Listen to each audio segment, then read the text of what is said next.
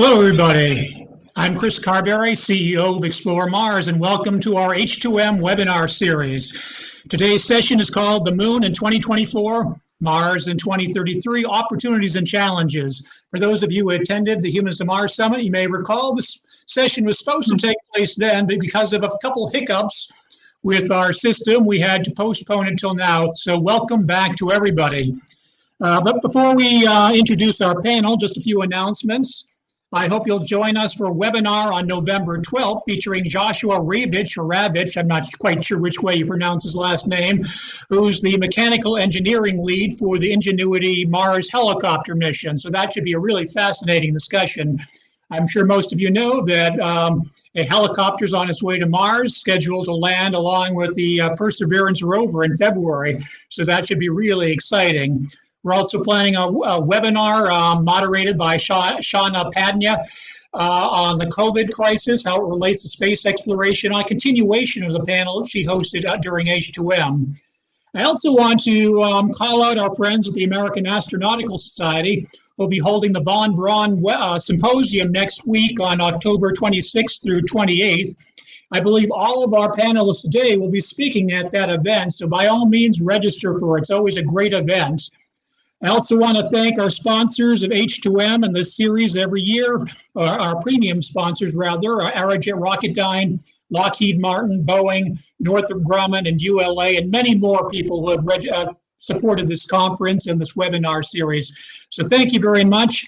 But without further ado, I'd like to introduce our moderator today, Jeff Foust from Space News. I've known Jeff for probably over 20 years now, probably like 23 or 24 years, Jeff. So I've been a long time, but welcome, and why don't you bring on your panelists? Thank you. Thanks, Chris, and greetings to everybody tuning in, whether it's morning, afternoon, or evening in your part of the world. Thanks for joining us, and thanks for your patience. Turns out that webcasts, like launches, can suffer technical problems and get scrubbed, but they do get rescheduled, and they do eventually take off like this one. So we've got a great panel here to talk about the topic of Moon in 2024, Mars in 2033. If you're part of the Humans to Mars Summit, obviously you're very interested in getting humans to Mars. The question is what role the moon will play in those efforts to send humans to Mars. And we've got a great lineup of speakers who are going to be able to touch upon the various aspects of that question. We have Kathy Lueders, who is NASA's Associate Administrator for Human Exploration and Operations. She oversees the Artemis program, as well as the International Space Station, commercial crew, and related initiatives. We have Jim Reuter, who is the NASA Associate Administrator for Space Technology. He runs the broad portfolio of space technology programs at the agency from early to late stage. And we have Lynne Dittmar from the Coalition of Deep Space Exploration. And she brings in industry perspective, but also a long experience in the field. And she also served on a National Academies Committee we'll talk about a little later on that looked at the various pathways for human exploration. So let's get right to it. We'll start with you, Kathy. Maybe you can give us a brief update on where things stand with the Artemis program right now as we try to get humans back to the moon by 2024. So it's a very exciting time for us. You know, we're bringing online the system that we've been working on for a few years now. Our crew transportation system with the Orion and the SLS, and then processing at the Cape. Obviously, folks know that we're getting ready for our uncrewed demonstration mission next fall, and all the pieces are down at the Cape. We're waiting for our one last piece. All the pieces but one are down at the Cape. We're waiting for our one last piece to make through its final testing. So core stage, we're going through final checkouts and looking to have a wet dress in early November, and then probably leading up, that all clears up. As you know, you talked about rocket launches, firing a big stage is another big challenge, and so in getting that through, then hot fire at the end of November, and then it'll be shipped down to the Cape for integration with the other pieces. But the Orion spacecraft's going through final fairing closeout. We had its last glimpse of the solar rays and everything. Moving and it's marching towards handover in early December. But we're not stopping there. You know, we're checking out our crew transportation system through the uncrewed demo next fall, and then Obviously, the pieces are coming together for the crewed demo, which will be in 2023, but we're also getting ready for laying out the other pieces of infrastructure that are critical for our lunar missions. And so the Human Landing System program's been just doing a bang-up job, continues to knock out all its milestones, working with 3 providers, marching towards being able to do a selection on our human landing systems in the spring timeframe. And Gateway is continuing to work on the PPE and Halo, and will be putting in place their final fixed price contract with Northrop Grumman in the spring timeframe, and then obviously continuing to make progress on PPE. And it's really fitting that I'm here with Jim, because we're working with Jim on a ton of the technologies that will continue, that we need to prove out to further get us ready for the next phase in our missions. Great. Thanks, Kathy. Jim, what role does Space Technology Mission Director play in supporting the Artemis program and then looking ahead towards missions to Mars? Yeah, hi, Jeff. Thank you. We in Space Tech have a main focus of developing and demonstrating critical transformative technologies to enable human flights to the moon, a sustainable lunar presence, and then forward to Mars and beyond. A lot of what we do in the moon feeds forward extremely well to the Mars atmosphere, but not to the Mars environment, but not everything does. So we're starting with demonstrations on CLPS landers, the commercial lunar payload services, and continuing with the human missions beginning in 2024, and leveraging collaborations with industry and academia to develop our systems for long-term robotic and crewed missions on the moon and then to Mars. So a lot of the technologies, here's a few examples of the types of technologies we're working on that have a direct application or nearly direct application to human exploration in Mars. For example, we have these advanced sensors and software that will enable exact and soft landings on the moon, Mars, and other worlds. We just tested these sensors and the algorithms at a new computer last week on a Blue Origin New Shepard rocket. That flight path is relevant to lunar landings, so it provides us a great opportunity to use the Earth atmosphere and demonstrate technologies that we feed forward.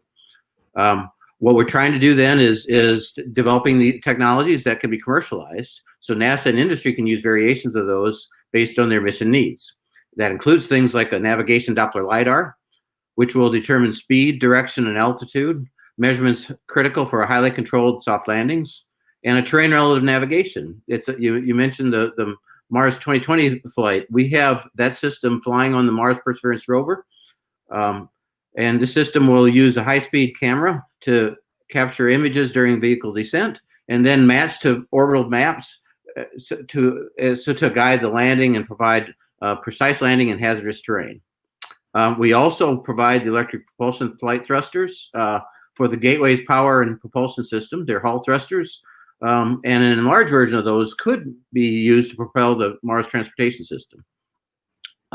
Also, cryogenic storage and transfer solutions. They're critical to both in-space transportation systems and human landing on the moon. And what we're trying to do is tackle the ability to store cryogenic fluids, including liquid hydrogen, for years instead of hours and days. And just last week, we announced 15 new tipping point selections, a combined award value of more than $370 million, which about $240 million of it going towards maturing cryogenic fluid management technologies via in-space demonstrations. And we have 4 of those. They're very complementary, ranging from small scale to large scale, using both hydrogen and oxygen as a working fluid. That includes a small business, Space, Lockheed Martin, SpaceX, and ULA. And then I want to also mention fission surface power. Right now is the time is right to pursue nuclear fission systems that can provide continuous power for lunar surface operations for years without requiring sunlight, enabling us to sustain operations through the 2-week-long lunar nights and to carry that technology forward to Mars surface operations. And we're working with the Department of Energy to develop the system. DOE just released a request for information, actually it was back in July, to gauge industry's interest, and then solicit, we'll be soliciting for fission surface power design approaches. We had an industry day attended by 50 organizations, and we plan to award some multiple short-term contracts, and then ultimately a larger contract for the final flight hardware. And then just finally, what I'd like to do is talk about a couple of technologies that are not that we need for going to Mars, but are not necessarily things that would not necessarily help us any by using them at the moon. First of all, of course, is production of oxygen from the Mars atmosphere, which can be done for propellant or life support. Our MOXIE technology is on the way to Mars right now on that Perseverance rover.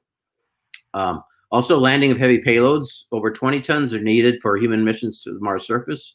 Our current landers are limited to about 1.5 tons of landed mass. And what we have is a subscale version of a hypersonic atmosphere decelerator system that we'll be demonstrating as part of the JPSS-2 mission targeted for 2022.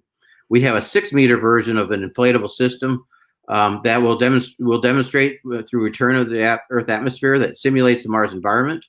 And then a Mars flight system, though, would require an upscale from that 6-meter to about 16 meters. And then finally, we have to get to Mars and return the crew safely to Earth. If we try to keep the total mission duration to about 2 years, that requires really nuclear propulsion. And what we're doing is actively developing critical technologies now and evaluating whether we pursue a nuclear thermal propulsion or a nuclear electric propulsion system to best fit our needs. Thank you. Thanks, Jim. Mary Lynne, where from your standpoint, from the industry, and also someone who's been following, been involved in some of the policy aspects of this, how is NASA moving towards both a human return to the moon and eventually human missions to Mars? You need to unmute.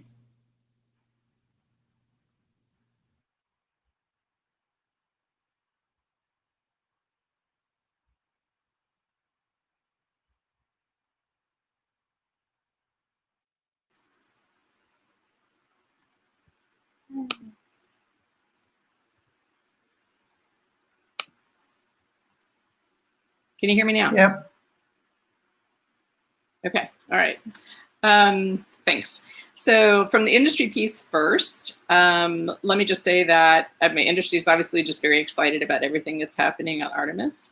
The coalition, because the founding members are Boeing, Lockheed, Northrop Grumman, and Orbital HK, now Northrop Grumman, Aerojet Rocketdyne, we get a lot of attention for those big programs. And so obviously we're very excited about the things that Kathy was talking about, moving toward finalizing a green run on the core stage and then shipping everything to KSC and eventually looking at the outcome of hardware processing going on down there. Jacob's doing the work down there and eventually moving towards stacking and launch, which everyone is very excited about to see SLS and Orion fly. But also from our point of view, we have a lot of companies that are involved that work with Jim's group, right? So we have people who are real interested in doing energy production. We have, BWXT. We have a lot of small companies that are involved in technology development, trying to figure out how to do ISRU. There's companies that are basically trying to develop suits, right? We have so we really span the entire spectrum, and we also span the spectrum of established companies to smaller startups. We have some micro companies as well as some companies that have been in play for a few years. And then we have, of course, a lot of suppliers that are scattered all across the country. And I have to say that to a company where everyone is united, okay, is the excitement about, what's going on right now. So looking at the return to the moon, also work on station that's going on, right? Don't neglect station. The work that's going on station that eventually translates to, learning how to do operations in space over a sustained period of time. And then translating some of that to Gateway and then eventually translating that to the lunar surface also. All of that, we have people involved everywhere. So I think industry is very engaged. There's money inside industry going to R&D to develop new capabilities that NASA is then leveraging as those companies bring those things forward. The door is open at NASA, which is a real change, a sea change that's happened over the last 20 years, driven in part by commercial cargo and crew, but also I think just an awareness of the fact that it's to everyone's best interest to leverage capabilities that are being developed as long as they're aligned with, with architectural objectives. And obviously that's also to the interest of industry. So I think there's a lot that's happening that's just very exciting. I mean, I've been in this business, as you alluded to now twice, Jeff, for a long time, and it's awesome. Okay, for me to be able to see a lot of these things that a lot of us have advocated for and wanted to see for years. From a policy perspective, there's a difference between formulating policy, of course, and then actually executing on the policy. And so I think that the policy goals are terrific, and we'll come to this more a little bit later, but they are aligned with a lot of the recommendations that came out of the Pathways to Exploration report. That the United States really embraced the goal of going to Mars, that it evaluate different pathways by which it would proceed. And I think that the administration has really seized on that, has rolled out space policy objectives and directives that are consistent with that. And so it's been good to see that and to see that emphasis on it. Executing those things, of course, that's always the challenge, right? And I used to argue for a long time that it's really three parts. It's the policy, the programs, and then the people. And to do this and do it well, you have to get alignment across all of those, which is much, much, much easier said than done. But I think NASA's doing a really good job of sort of moving in that direction and getting the ball down the field. And we're seeing terrific progress, as both Kathy and Jim have alluded to, in terms of development and moving forward. I want to encourage those of you who tuned in who want to ask questions to submit them. We'll try to get as many as we can during the course of the discussion. Kathy, you talked a lot about what's going on sort of in the near term right now with the Artemis program, getting humans to the moon in 2024, developing a sustainable program after that. What sort of activities are going on right now in terms of planning for those long-term missions to Mars? Are there architecture studies? Are you sort of laying out a blueprint of what that future would look like so that we do see that continuation from Moon to Mars that is part of that overarching policy? Yeah, absolutely. But we also, one of the things we're very careful about is we're going to learn, right?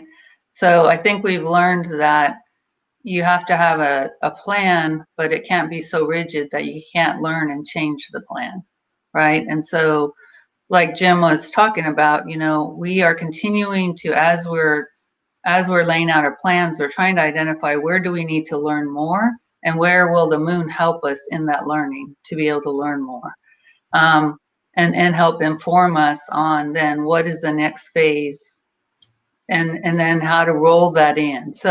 So we are always working with space tech and also science to go figure out where do we need to understand something more, go start fleshing that out.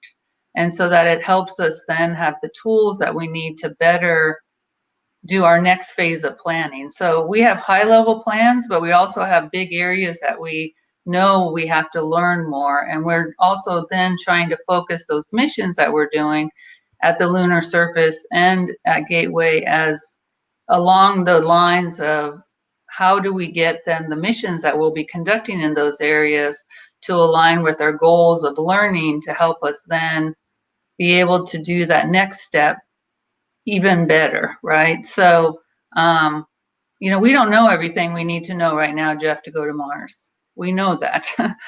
We've got to figure that out. That's why I talk a lot about, hey, it's by us having these big problems and not understanding it that really is what's going to help us push the envelope over the next 10, 15, 20 years. And as we move and take on more of these robust goals, and going to Mars is a very robust goal, right? It's a great goal. And it's a great challenge for us to go figure out how to go learn all the things that we need to learn to be able to safely execute on a mission like that. And so, yes, even as we're, the way I look at it is we've got a platform in place now on the ISS for us to learn and continue to learn and get things ready for the lunar surface. And we're looking at how we're setting up the right platforms at the lunar surface and on Gateway for us to then be able to learn the key things we need to learn to make sure that our current plans for going to Mars are actually the best plans for going to Mars. And Jim can probably, he'll jump in. I know he's got he and Kirisich work hand in glove on this stuff. So you can probably give a few examples. Jim, Sorry. Yeah, it's a good opportunity, Jim, to sort of weigh in terms of from the space technology standpoint. Obviously, you have near-term technology needs, but you have long-term technology needs needed to enable those Mars missions. How do you develop those roadmaps? How do you make those decisions about what technology investments to make in order to support both those near-term and long-term goals? Yeah, and thank you, Kathy, and thank you, Jeff. What I'd say is what we've been doing is developing a strategic framework to guide our investments. With that strategic framework, we've identified 4 strategic thrusts, and from those thrusts, we've defined 14 outcomes we're trying to achieve, and then from that, 13 capabilities that we want to develop. Those thrusts are, in a shorthand version, is a safe, efficient propulsion, which we call GO, landing on the surfaces, which we call land, sustaining and living on the surfaces, which we call live, and exploring new discoveries and explorations, which we call explore. So if you try to think of what's our investment strategy, is go, land, live, explore.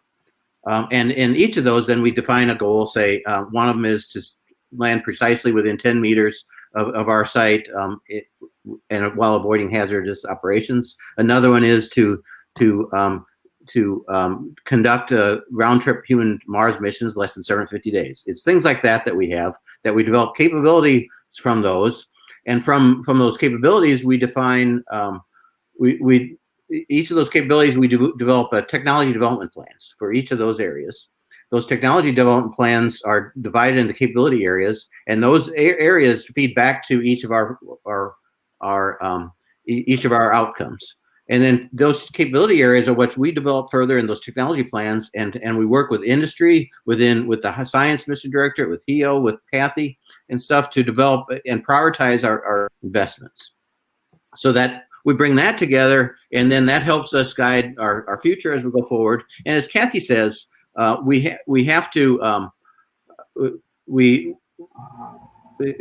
Kathy says, we have to be able to adjust, because we know we don't have it right the first time. Mm-hmm. But our framework is set up so that we can do that as we get new information, input from industries. And in a little bit, I'll maybe talk about our Lunar Surface Innovation Initiative, but I'll pause for now and talk about how we're trying to use that to carry forward. But Jeff, I'll just add, there's definitely a feedback loop, right? So as you're working through things, there's feedback loop through the different areas about, okay, what are we learning here? How does that then adjust how we're implementing these other things, or how we're working different implementations or designs? And there's also a timing thing. When's the right time for us? Having an idea, when's the right time for us to gain certain kinds of knowledge is very important too. So, it's very, very important for us to stay synced up across within the mission directorates, and making sure that knowledge and is understood and captured and shared across as we're working on multiple endeavors. But these kinds of things are also very important, because we also need to make sure we're kind of keeping up with where industry is, right? It's not just within NASA anymore. It's also what is industry learning that then we can apply, and that may help. And a capability that industry has that may be a game changer for us to be able to accomplish our missions. What's really cool right now is NASA's not the only people coming in with innovative things. I mean, it's across the board, right? And so we really got to be permeable and keep information going out of the agency, but also in the agency, so we can really fully collaborate and be able to leverage all the cool stuff that's going on out there. Mary Lynne, we were talking just now about feedback loops and such, which brings up the idea of pathways. And you were involved in a National Academy study back in about 2014 that looked at sort of those pathways to exploration and the role that the moon could play in getting humans to Mars. And this might be a good opportunity to provide a recap of that study and sort of where we are now 6 years later in the development, the progress that we're making on those pathways. So I brought my music with me, like any good musician. I sing jazz on the side here. So the Pathways to Exploration report was actually convened as a result of language in the 2010 NASA Authorization Act. And the 2010 Act called for an evaluation, assessment, study of NASA's plans for human spaceflight. And so the National Academies worked with NASA to define a statement of work, and eventually was able to convene a committee that was in, the work to convene it was in 2011, and then the committee actually was convened in 2012, and it involved input from a couple of different technical panels and also from other government bodies, as well as the national academies, and then a collection of those of us that sat on the committee. And the committee was designed to represent contesting values and also alignment. So the opportunity to sit on the committee, which I was very honored to be able to do that. The thing I really liked about the way that it was configured was we were put there to argue. We were put there to do a lot of research and a lot of thinking. And for those that don't know how academies committees work, they're volunteer committees, and you do most of the research yourself. So if you want to bring things to the table, academies obviously assist in this. But if you want to bring things to the table, or you think there are points that need to be addressed, then it's incumbent upon you as a committee member to bring that information forward. So it's a lot of work. But the work was matched, I think, by the passion and interests of the people who were on the committee, who represented also many disciplines, not just those of us that were involved in human spaceflight. There were 3 of us that were really kind of focused on human spaceflight, but folks in economics, people across the sciences, people who are represented more the next generation and the next generation. So we had a very diverse group from a disciplinary point of view, from discipline point of view. And I mention all of that because the breadth of the study was really huge. We were to look at not only the architectures and the technology developments that NASA was engaged in, but the underlying philosophy and approach to doing space exploration, as well as benefits that included geopolitical benefits or economic benefits, policy implications. Essentially, the statement of work was, as I repeated, often ginormous. It was huge, and it drove us to in the end sort of produce a report that was over 200 pages. The focus of the report really was, sort of what is NASA doing, and what did the academies and all of the different participants who were engaged in this think of it, and what did we think the considerations really needed to be that NASA and Congress, and I will say this, Congress mandated the report, and the report actually goes to Congress. So the purpose of the report is to actually advise Congress, which obviously has implications for NASA. So that's the background for those that are familiar with the report. And I mention all of those things because that context is important then when you think about the recommendations that came out of the report. And the recommendations that came out of the report really focused on a couple of different things. One of them were strategic, of those recommendations were strategic principles for how NASA would pursue exploration. And those principles included things like looking down the road, and if you have a path that you're embarking on and you see that there is no way that you're going to be able to manage it financially in the next 5 years, then don't start. If you run into huge technical hurdles or financial hurdles that force you off the path that you're off, it's important to understand sort of what your off ramps need to be so that you don't lose the progress that you've made and you can continue to build forward.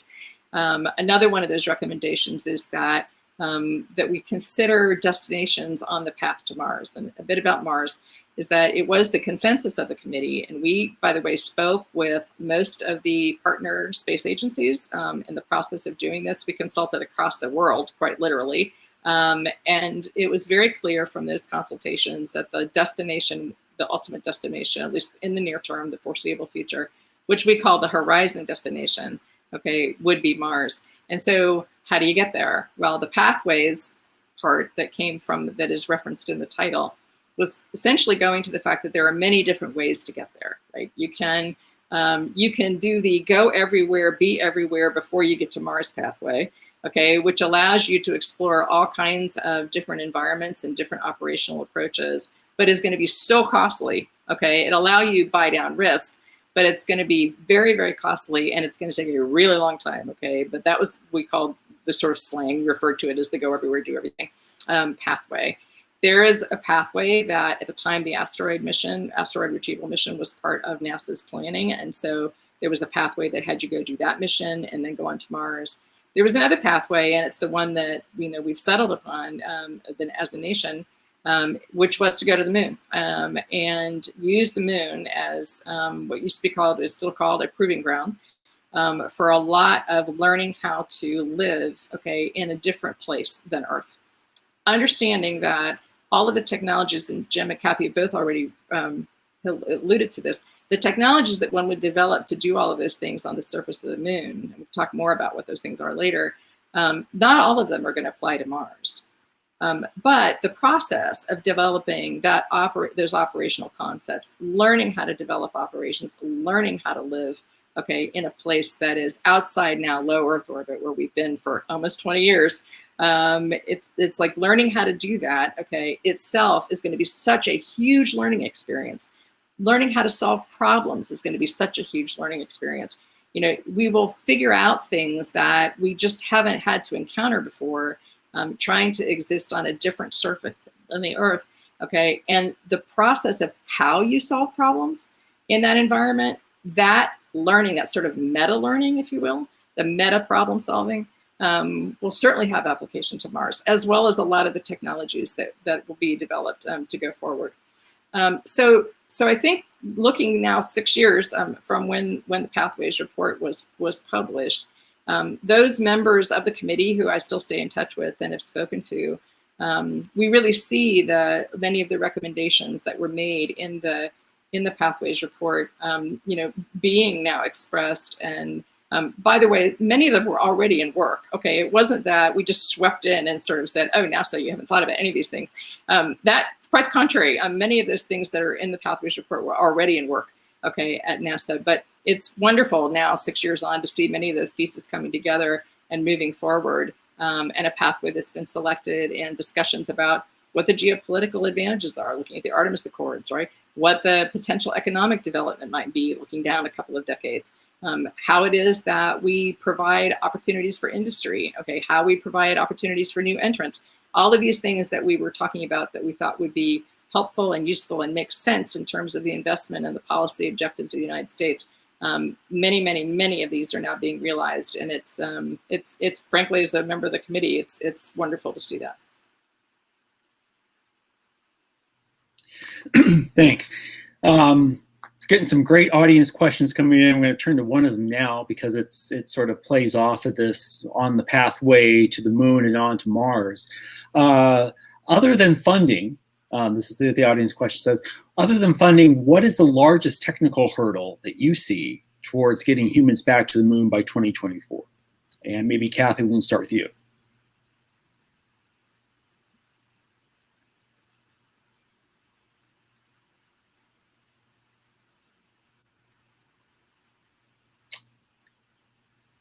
It's like you're muted, Kathy. Sorry.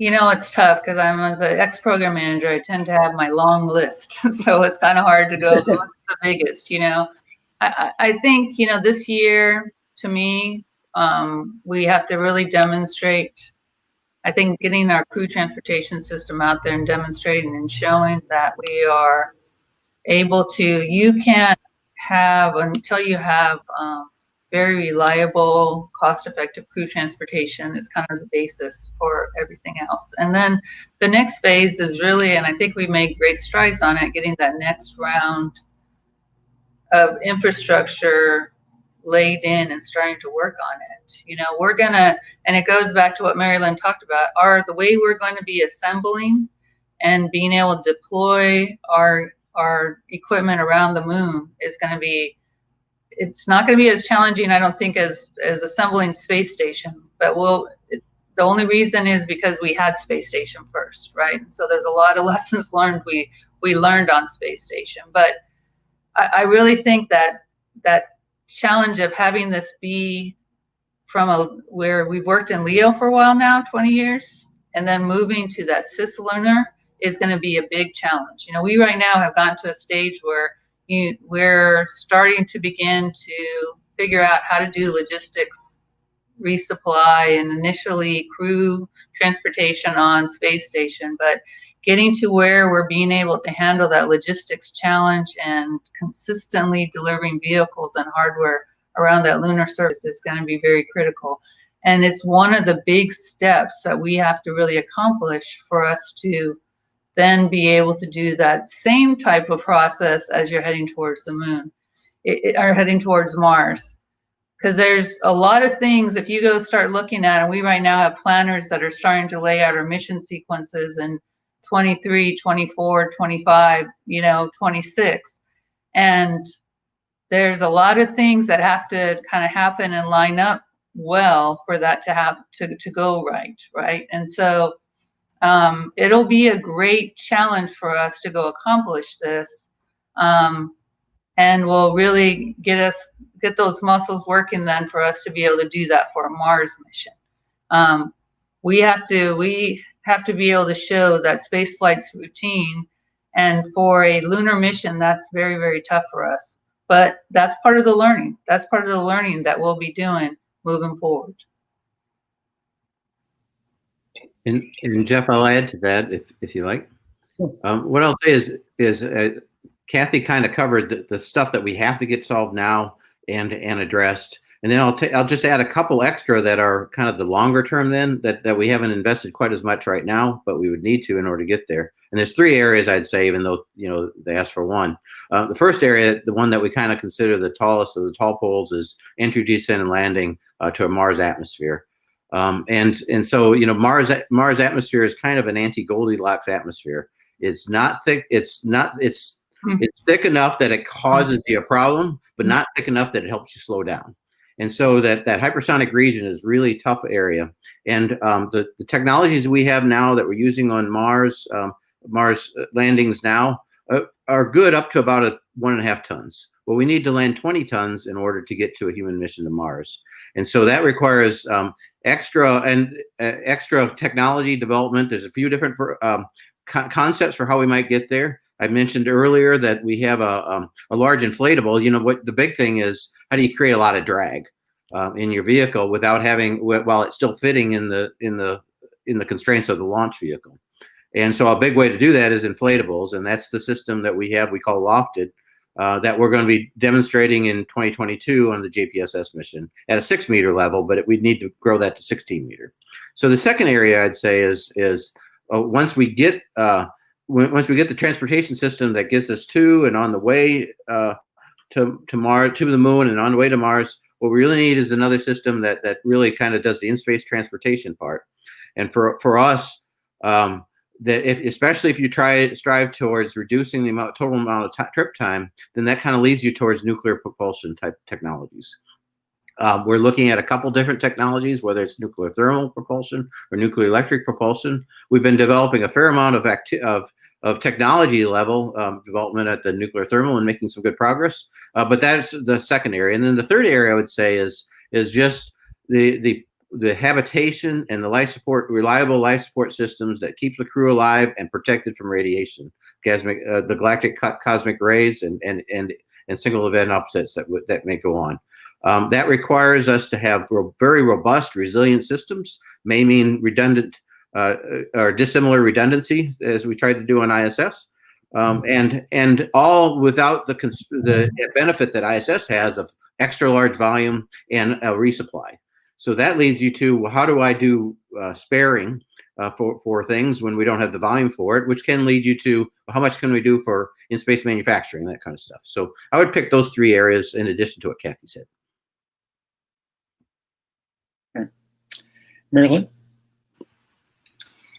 So do you want to respond to that, or do you want me to respond to questions? Or just go ahead and just respond to that, what you see as the biggest technical challenge. And then we'll throw some policy questions at you. Oh, okay. And I'm not sure which is harder, to be honest with you. So having done both. So I would just agree with everything that's been said. One of the things that we identified in the Pathways report was the question of nuclear propulsion and also EDL. I love the anti-Goldilocks. That's great. It really is a challenge. And then also radiation. And the only other thing I would add, and sort of everybody knows about it, but it's worth mentioning, is dust mitigation, which obviously is something that we're thinking about going back to the moon. It was very interesting last year to be at the Smithsonian for celebration for Apollo 11 and see Neil Armstrong's suit, which, even though it had been cleaned up by the Smithsonian, you could still see the dust embedded in the suit, right? The stuff's really, really tricky to deal with. And of course, on Mars, we have a different kind of dust, but it also has a different chemical composition. And so there's some challenges associated with that. And so but I would just echo everything else that's been said.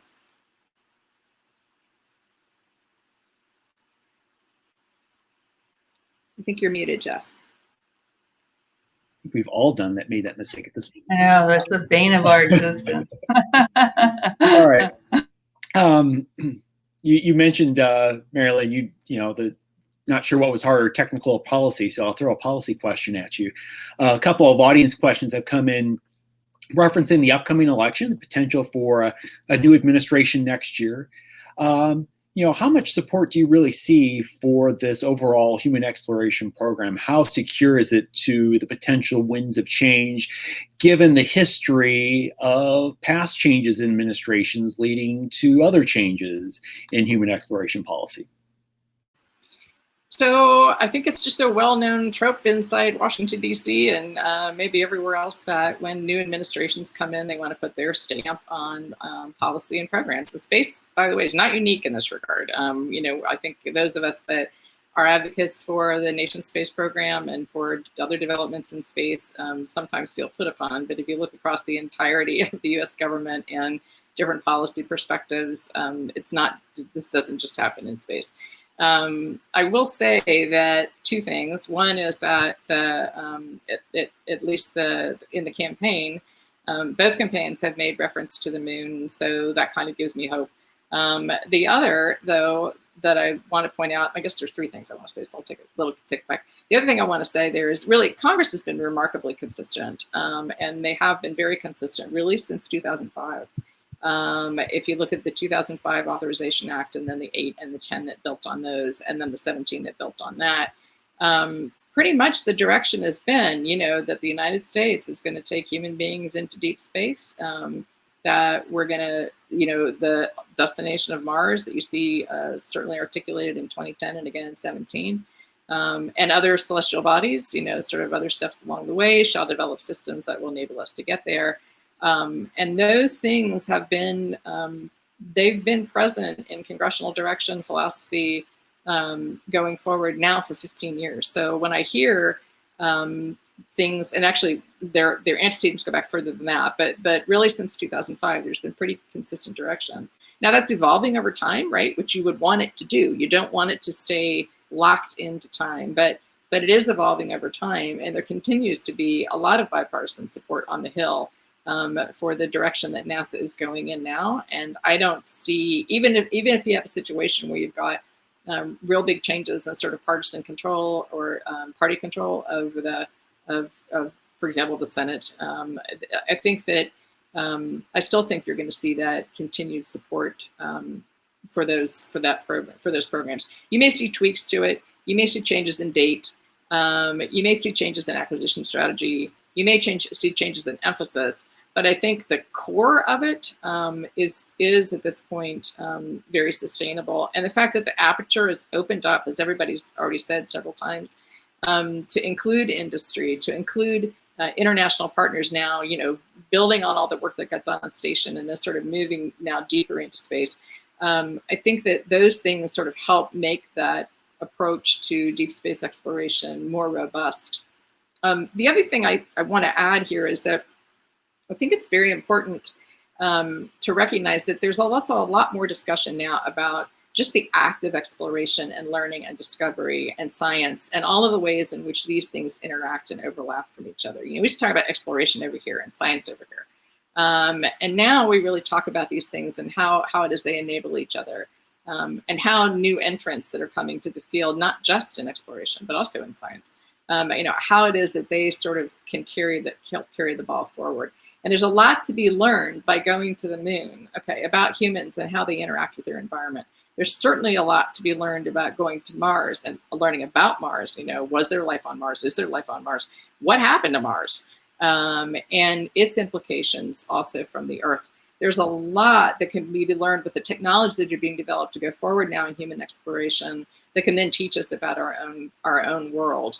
And I think there's a lot of interest in that. And those conversations, which used to be harder to have, are not so hard to have now. And people are embracing those conversations, and I think they're very important. So looking forward to potential for policy changes or administration change. I think people are now understanding how, as you take all of these things forward, there's a huge feedback loop. Kathy already mentioned feedback loops, but there's a sort of a meta feedback loop that basically contributes to human knowledge and learning, including about our own planet and some of the challenges that we're facing here. All right. Question for Kathy. I'm going to sort of riff off one of the audience questions that came in. It's about the role the ISS plays in all of this. Obviously it's a technology test bed, but it seems like a great operations test bed. But there obviously are certain limitations in that you can easily get resupplies from the Earth that you can't do if you're, say, going on a mission to Mars. How are you looking at the ISS in terms of learning about technologies or operations for either going to the moon or eventually going to Mars? Well, I think, I was in the station program. I came into the station program when we first flew 2A, Jeff. And I will tell you, and I used this story the other day, so Mary Lynn, I hate that you're going to hear it again, but one of the first boards I was in, we had a treadmill slat break, and we spent 6 hours talking about it. I will tell you, we wouldn't spend 6 hours. A treadmill slat break right now would be like, okay, we have a plan, move on. The crew would know how to deal with it. Maybe it would be like notified at some point during the day. But when you fly 365 days a year for 20 years, NASA grew up on how to fly and how to operate in space. I think it would be very difficult for us to go talk about doing the moon now or even Mars if we wouldn't have had the learning, because we really had to change from, we did it under Space Lab, but Skylab, but this was we'd had, and we did Mir, but this was just a totally different within NASA, us learning how to operate differently.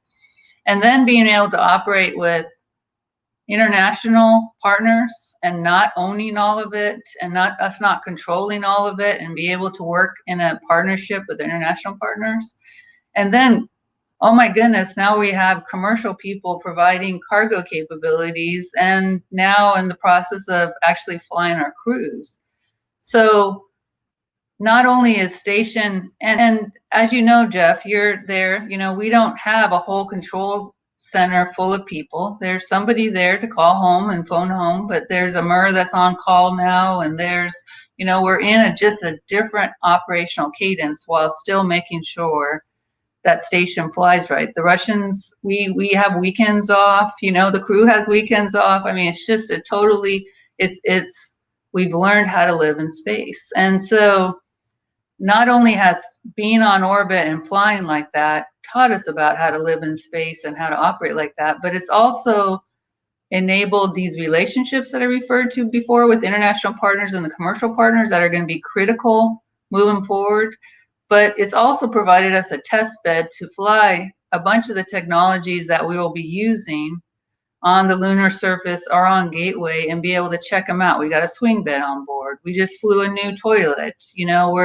We're changing out. We actually, and station itself is upgrading and using new lithium-ion batteries, for example, and looking at a new solar array. All those things are the things that we're going to need to be able to learn from, to be able to know how to have a sustainable, lunar orbiting platform, how to sustain and live on the ground, or to live on the lunar surface. And more importantly, how do we be able to understand the psychology and the human physiology of being in space long term? There's a lot of things. Station's actually pretty spacious. So having people be able to go to the lunar surface on a pressurized rover is a really good test bed for a Mars mission, right? So there's already things that we've identified. Being on orbit for a year on ISS taught us about, how that was tough to be on orbit for a year. If you're getting ready for a 2-year mission, just think you have to really figure out how do you deal with the psychology and human physiology of keeping people up there happy, healthy, working in space. And so I just think Station isn't done teaching us. There's more to come, and we're planning on using her.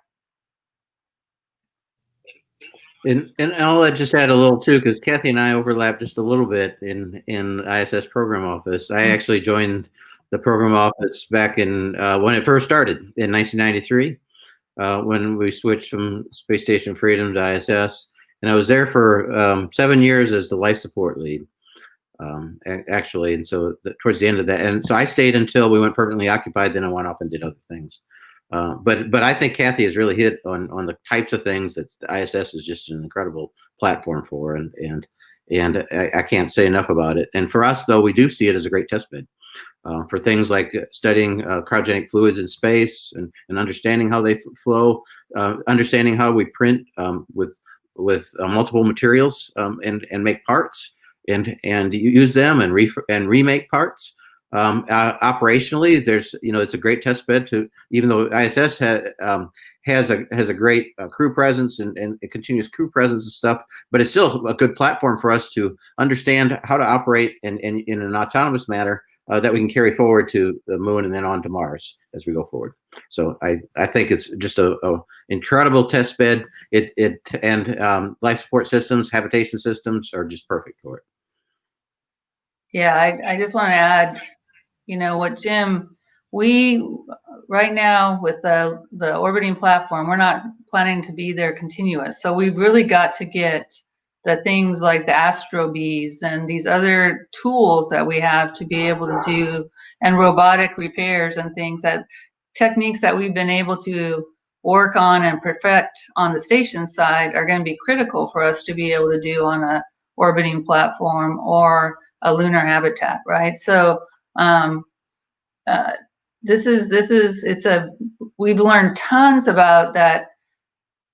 Seeing stations start out, we learned tons about that mechanisms and fluids, and therefore people operate differently in space. And so being able to understand that then helps us with kind of what do we need to do to adjust to be able to then deal with what will be really tough missions around Moon and then getting us ready for Mars. Jim, you mentioned a little earlier in our discussion this Lunar Surface Innovation Initiative, and wanted to go back and revisit that for a moment, exactly what's involved in that. I know there was a meeting of the consortium involved with that just last week. And is there any planning for a Martian Surface Innovation Initiative? Yeah, thanks, Jeff. We really enjoy the Lunar Surface Innovation Initiative. What we tried to do is establish an activity to advance development of systems for a sustainable lunar presence, and then move forward to Mars. And what we're trying to do is get it so that there's a very broad community that's supporting and providing inputs and perspectives, helping us with requirements, helping us with the development and stuff. So the LSII is what we call it, has 6 capability areas that we're focusing on: in situ resource utilization, sustainable power, dust mitigation, extreme environments, extreme access, and surface excavation and construction. So I mentioned the tipping point. We had 10 of the tipping point selections that we announced last week are for LSI technology demonstrations. For example, Nokia of America proposed to deploy the first LTE 4G communications network in space, for along the surface and stuff. With the selections, we're investing in technologies needed for advanced SIU, and in a separate solicitation, we announced last week the selection of intuitive machines to help us land our first direct water measuring instrument on the moon. It's called the Polar Resources Ice Mining Experiment, or PRIME-1. And it's a drill combined with a mass spec that will drill more than 3 feet below the surface and try to harvest ice from the moon for the first time and feed forward to the Viper mobile rocket that'll come later. One of the other things we did with this is to establish what we call a Lunar Surface Innovation Consortium, which brings together experts from academia, industry, and government to shape our technologies and systems needed to explore the surface of the moon and then onto Mars. We had a kickoff on February 28th of this consortium, which seems like a lifetime ago. We've had over 160 organizations actively participating in monthly meetings in the 6 focus areas that I talked about. And then as you mentioned, last week we had our fall meeting virtually with around 500 participants. Johns Hopkins Applied Physics Lab is our consortium lead as part of their system integrator lead for us for LSII. Arizona State University was our virtual host for the event. And so what we're trying to do is bring the entire community together and reach across to that very broad spectrum. We want to have the more senior organizations help us and help be mentors for those that are kind of next space, if you will. And we did release, it's an academia as well as industry, large and small. We did introduce what we've called the Lunar Surface Technology Research, or LUSTER call. Really, our response has been incredible, and we're evaluating proposals now. And so for us, it's a way to try to reach the entire U.S. We're at about 37 states right now and growing. And I think, as I said, we have over 230 organizations supporting LSI overall, and 500 or so participants last week. All right. Do you foresee at some point doing a Martian version? Mars, yes, excellent point. Yeah, we haven't talked seriously about that, but it is the next natural step as we go forward, is to establish, because when we try to talk about what do we want to, what's it mean to be a sustainable presence? Well, a key part of that for NASA is for us to have demonstrated the technologies and the operations that we need in order to take the next step and feed forward to Mars. But we also want to leave and have established enough of an infrastructure in the lunar environment that other people can take on, and we start seeing investments outside NASA. And so a very natural thing to be talking about, because almost all these technology focus areas directly or closely apply to Mars. So while we haven't talked about a Mars MSII, it's certainly something that if that's the way the agency and the nation goes on its priorities, we would absolutely likely follow that. Mary Lynne, we always hear discussion about the role of international cooperation in both lunar and Mars exploration. There's also the potential for competition as well. And what do you think is sort of the bigger driving factor? Is it getting countries to work together to go back to the moon and onto Mars, or is it the sort of the space race era competition between the United States and, say, a China in a return to the moon or going on to Mars? So I think both of these are very important. I think that collaboration can spur innovation and new ways to do things, and we can learn from each other. The example of micrometeoroid shielding, for example, on board space station, where there's different international approaches to that particular challenge, and those approaches were implemented, and yet they all work together. They all work to protect the vehicle as a whole, and we've all learned from them. That's just one tiny example, not so tiny, but it's one example of collaboration and the way that different approaches can come together in a collaborative way. Competition, I think, is also important. It spurs innovation. It creates a drive that I think is very important. I'm on record for years, so this won't come as a surprise to anybody that knows me, that geopolitical considerations were there at the very heart of the birth of NASA, and certainly of human spaceflight. And in my view, they continue to be very much at the heart of the development of what happens. They're not the only one by any means, but if you look at what's happening now in terms of sort of extending all of the work I mean, it's over 100 countries that have participated in some way on board the International Space Station. You'd be hard-pressed to find other sorts of initiatives, international initiatives that have that kind of track record and have had that kind of productivity. And now building on those collaborations to go further into deep space. And it's not just government to government. I mean, the real work that's important that we've heard recently about is the Artemis Accords, the agreement in principle, to several principles that will hopefully enable future exploration and development on a collaborative basis internationally. But it's also business to business, which has been international for a long, long time, and business to government. And so it begins to become kind of complex, but in a good way, that you see collaboration across all of those different boundaries and also competition across those boundaries. You know, the concerns about China, one of the recommendations that we made in the Pathways report was that we needed to find some way to have some kind of, if only arm's length, relationship with China as we move into deep space. And our concern was that taking an isolationist approach would not serve the United States well. That was our concern at that point.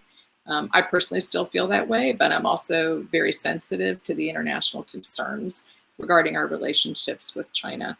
So I guess I think that both collaboration and competition are important. I don't think we're likely to, I hope we're not likely to be rid of actually either one of them for a long time, because I think they spur innovation and actually help us sort of do our best internationally as we go forward.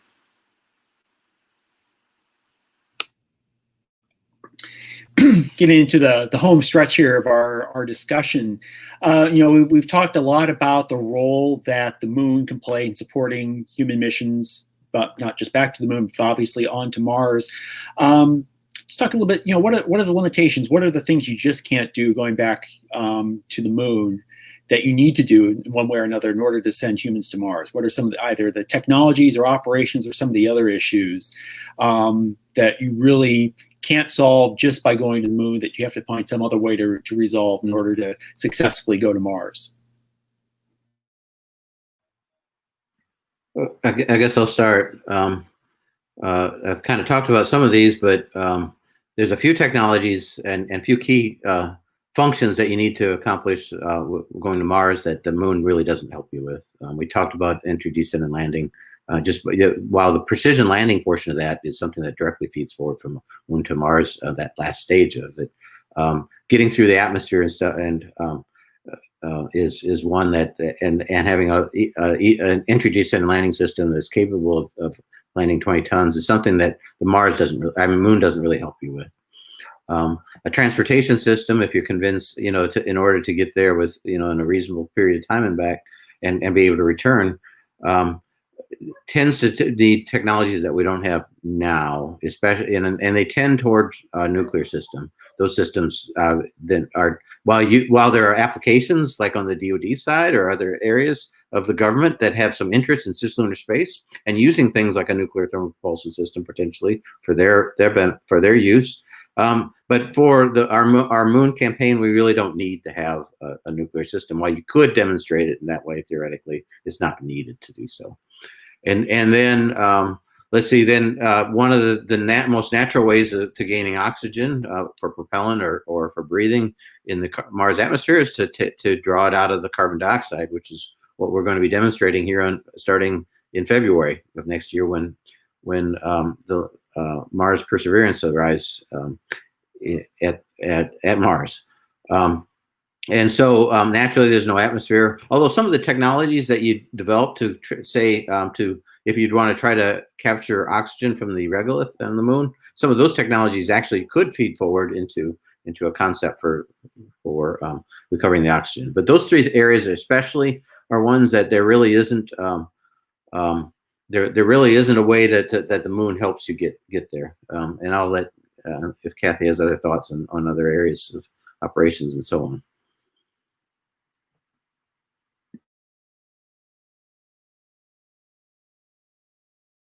You're muted, Kathy.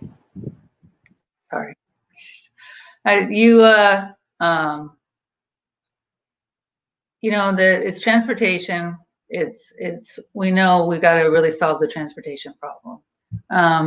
And with that transportation problem is how much are you transporting, right? And so we would really like to see a game changer where we're not having to transport everything we need.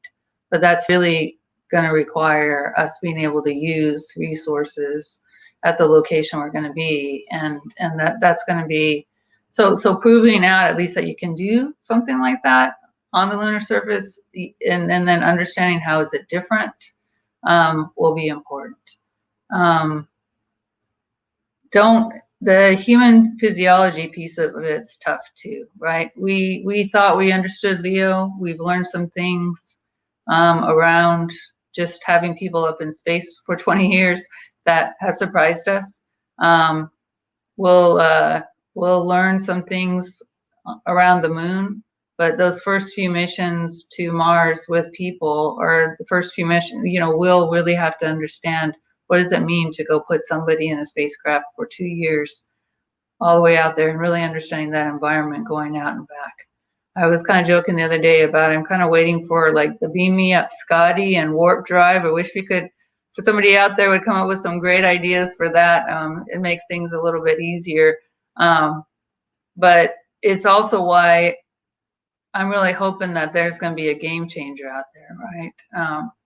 Because those would be the kinds of things that would be big game changers for us. If there was some way we could make the mission not as long or change the amount we have to carry, those would be huge game changers for us.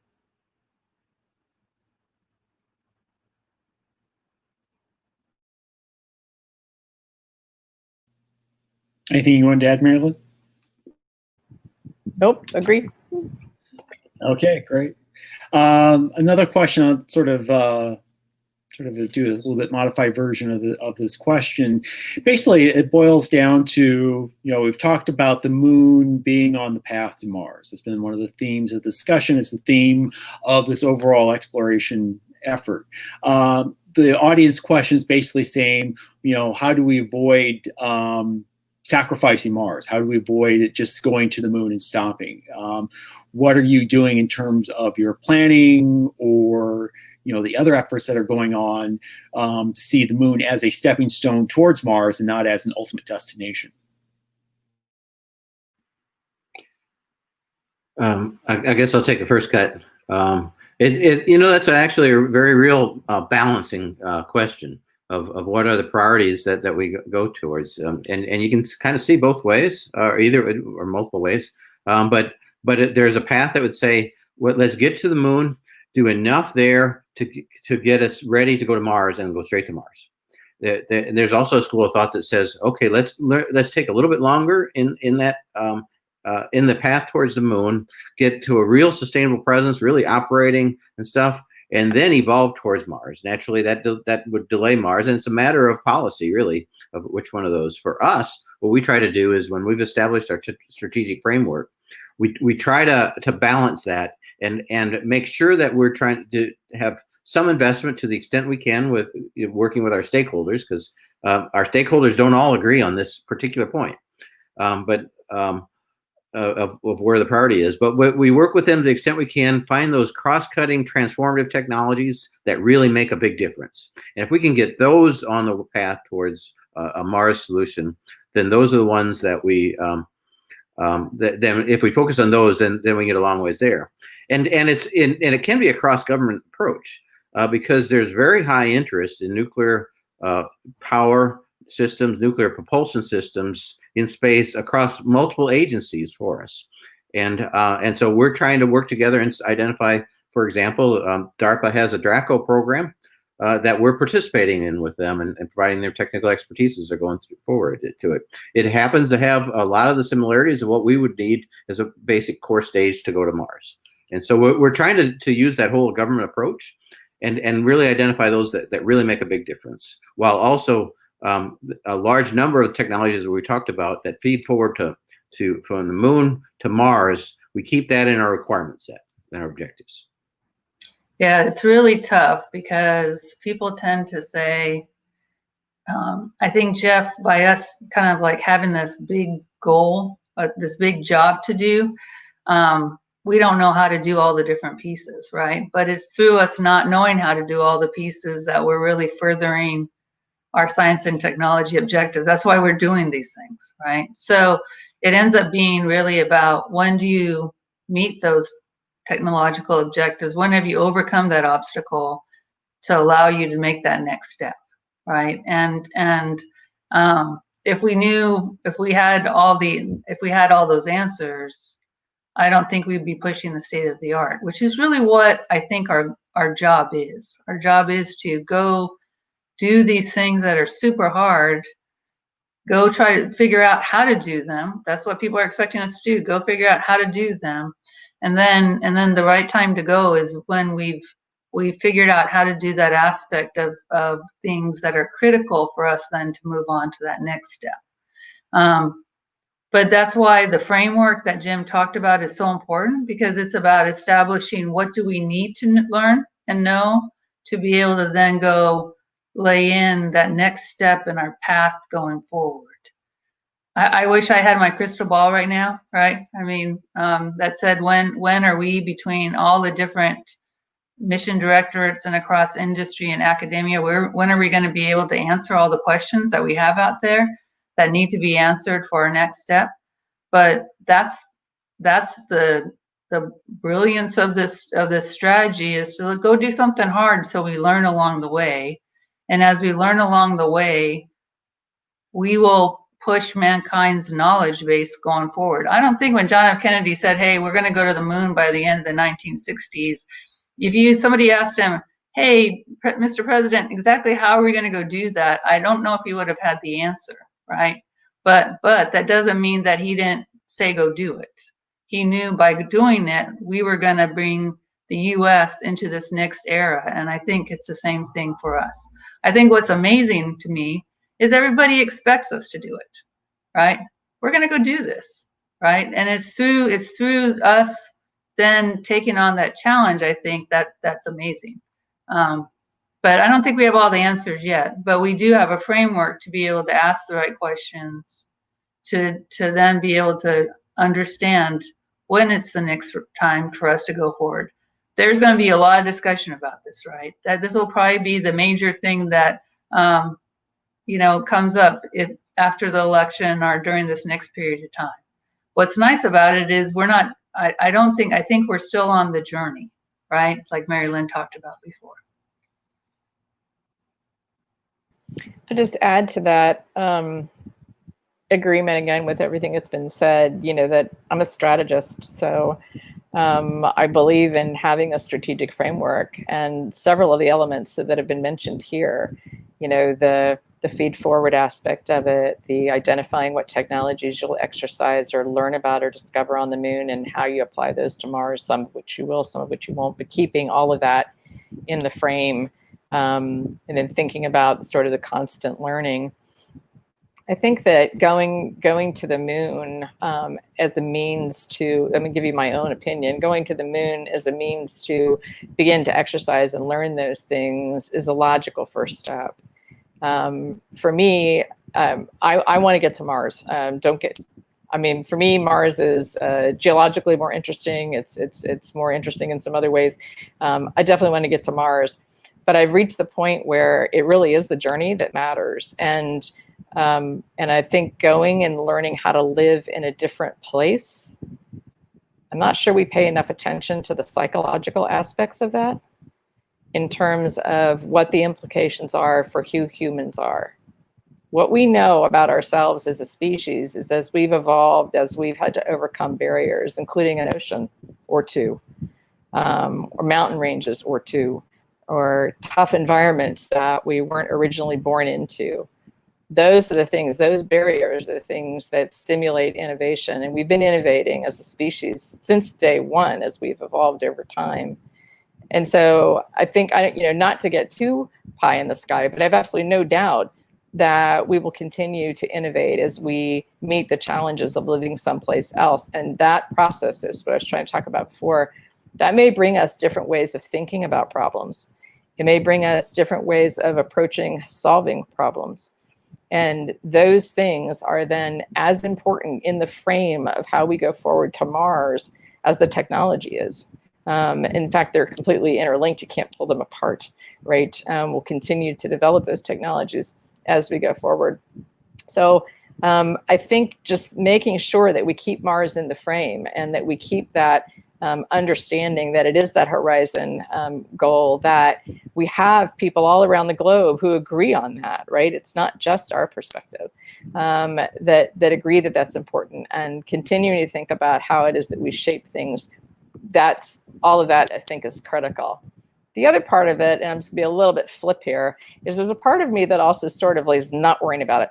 I mean, I've been worrying about it for a long time, and I sort of decided I'm not gonna worry about it. And the reason I'm not gonna worry about it is because of something that we're doing over here at the Coalition, which is we started a podcast series this year. It's a shameless plug. We started a podcast series this year, but I'm in the middle right now of recording podcasts with young professionals who are working on these programs. And we specifically said, okay, we're gonna do a series of 3, and we're gonna talk to people who are working, you know, on SLS or on the engines or on Gateway, or, you know, just different elements of the Artemis program and sort of how you go forward. And listening to these young people, I'm just the host, right? So I show up, ask the questions, okay, and then shut up, okay, and listen. And the enthusiasm and the passion, okay, and the willingness to think outside the box, and the willingness to challenge the status quo, the simultaneous how grateful they are to be learning, okay, from those who came before them, but also their willingness to accept responsibility and sort of push the boundaries, and the excitement that they're expressing. I mean, I can't wait to hear these things, like it was going to post-production and publish them, okay. That enthusiasm, they're going. I mean, we're in the process right now of really kind of giving them the tools, right, and the opportunity to start to build. And that's happening all over the place, happening all over industry, and it's happening all over internationally, right? They're going. And I guess I feel like our job is to really sort of give them those tools and give them that boundary, and also challenge them to challenge us, right? And to find new ways to think about things and learn new ways to think about things. And my sense is they may end up being the ones that sort out how long is it that we're going to stay on the moon before we start pushing to Mars. Okay, fine with me. Okay, everything that I'm seeing right now, I think that we're giving them a really good foundation, and that's our job. If we're not doing this for them, then what are we doing it for, right? It's the next generation, the generation after that. So, so I don't really mean that to be flip. Okay, it really is a statement of faith on my part, that I'm just seeing such wonderful things from them, and so many like them, thousands like them, that I think they'll sort it out. All right, we're just about out of time, unfortunately. I've got one more question for the panel, and this actually goes back to the title of this session: "The Moon in 2024, Mars in 2033." So, one, what's your level of confidence that we will return humans to the moon in 2024? And then, when do you think is, you know, very rough estimate, you know, your best guess on when we'll be able to send humans to Mars, whether it's 2033 or later, or maybe even earlier? So, Kathy? So the team is on track. I mean, they've hit, I think, Jeff, they're only 2 weeks off their milestones that was on their schedule to hit 2024. So I'm going to tell you, I'm confident that this team is working towards 2024 and getting there. I do not want to pull the plug. I do not want to pull the rug out from under them, because they've been kicking butt through COVID and everywhere else to go get there. So that team is working to go put, the first female boots on the moon, and maybe the next men are for Mary Lynne and I, the second woman's boots on the moon. So we obviously have, if you folks haven't learned, we have some CR issues that we're working through. We've got funding issues that we're working through, but the team's moving quickly towards making those awards. And then really right now it's up to industry. It'd be up to industry then for them continuing to work progress and hit the milestones for 2024. So I'm looking forward to getting that mission ready to go. We're laying in our plans for Mars. I think right now, and maybe Jim, I've been kind of focused on getting the mission. So Jim, I'm going to pass over to you kind of the timeline for the Mars. But I think we were shooting for mid-2030. So I'll pull the newbie AA card here and let you jump into that. All right, thanks, Kathy. What I would say is, well, first of all, we have aspects of what we're doing in space tech that's also directly supports the 2024, and we prioritize those with our foreseeable budgets, even in this in a potential flat budget, a continuing resolution. We should be able to make that. When you get to Mars, and especially a super challenging date like 2033 or something like that, of course, every 26 months or so is when you can go. Then that becomes much more of a challenge, and much more becomes of a financial question, as much as it is a technology question. Although the technology is the types of technologies that we're talking about really need some time for development. And so they tend to be on the order of 8-10 year development times before you get that. And when you back up, you just if you back up from a 2033 and say, well, I got to have that technology ready to go into preliminary design or so. Well, so you back that up 5 years or so, and it says we'd have to be investing heavily now, at least in this budget cycle that we have. And so without that, then I think that's not really realistic of a date. And it would be extraordinarily hard to do 2033, but the mid 2030s is when it starts becoming more feasible, and especially now we're talking about mid to late 30s as we do in the analyses that are going on. Of course, all that's dependent on the policy and stuff, but trying to keep it in the 2030s is really where most of our assessments are going, while doing this as not a one-off. If you're going to go, you want to go in a way that is more sustainable in a Mars environment as well. And so then that's not just a one-time thing, but you try to develop the technologies that will get you there. So, Mary Lynne, I don't know if you want to add. Sure, I'll wade in, especially since Kathy put it all on industry. Let me just say that I think 2024 is a challenge, and it's one thing to say that, of course, industry is going to push as hard as they possibly can, and NASA is pushing as hard as it possibly can. But as we all know, there are external factors that can influence them, influence these things, including budgeting. I mean, which Jim's just alluded to in terms of some technology takes time to develop, and it takes time to develop. Cycles that are 8, 10, 20 years in some cases, right? Depending. And in some of those cases, it almost doesn't matter how much money you throw at it. You have to have the amount of time to sort of work through those issues. And it's just the nature of the game. In human spaceflight in particular, the engineering is so exacting, the requirements so precise, in so many cases, the environment's so hostile, that you're sort of mounting up challenges after challenges after challenges. So for me, the big advantage to the 2024 date was the energy that it injected into the system, right? Again, you run into barriers, and that's when you innovate. So here's this constraint, right? And people start innovating in terms of how they're thinking about acquisitions, and how they're thinking about technology, and how they're thinking about how you bring programs together, even how you manage programs. And I think all of that, that has been maybe the greatest gift of the 2024 deadline. With regard to Mars in 2033, I mean, I sort of defer to colleagues here. There's been a lot of discussion about it comes and goes, but the idea of sort of doing a flyby, and could you do a flyby mission by 2033? Personally, I think you could. The question is, do you want to? What is the goal for such a thing, right? If it's just a stunt, don't bother. Okay, if there are things that you really are going to learn from doing that, and I think there would be, but how do the goals of such a mission like that, which would be a challenging mission, and leave a lot of people sort of saying, why? You're going that far, and you're not going further, you're not doing more. What would be the benefits of that? And there's been a lot of study done on this. This is not something that just gets thrown around in the Twitterverse. There's been a lot of looking at that. And I think understanding, is there value to that is worth the risk for doing that kind of thing, is a question I'll certainly defer to NASA on. But that's one that we might be able to do. But boots on the ground by 2033, I must say I'm skeptic. But it's the goal, I mean, I think you hit it on the nail on the head there, right, Mary Lynne?